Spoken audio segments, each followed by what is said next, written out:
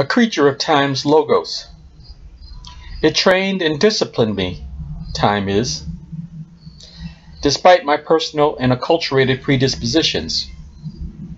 It was the unsolicited rod and staff mistress of my existence.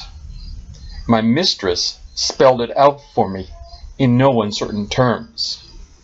Only my indoctrinated mind, tied to and emotionally dependent on the realm of my physical senses and physiology, had me in a trifling procrastination of mental dilettantism towards her presence, let alone not even any casual commitment to the propositions put forth by her.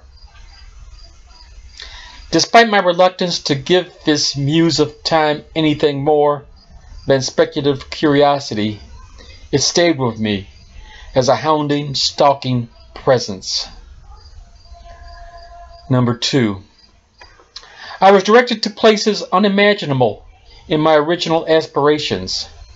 I endured the unfathomable of the incredulous and the bitter in grim resignation.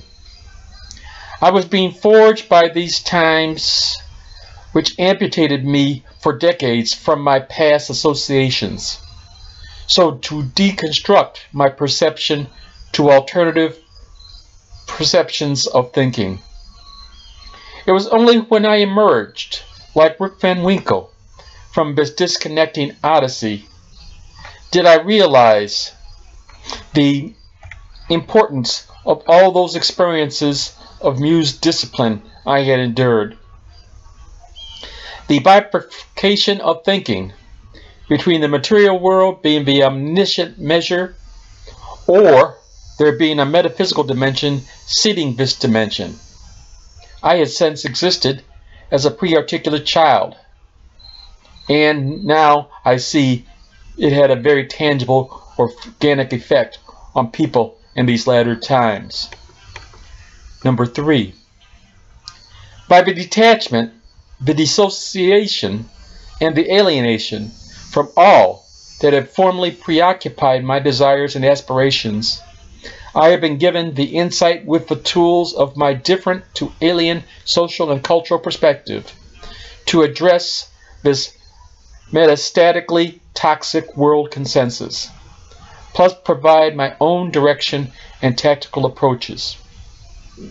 What had seemed inscrutable to me during the process of those decades was now so clear.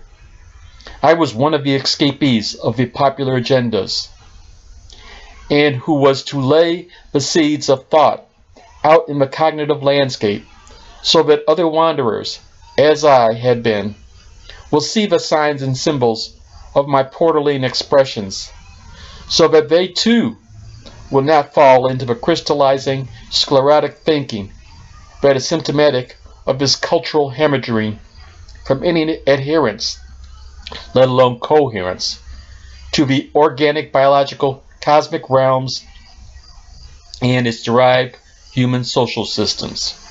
So says I.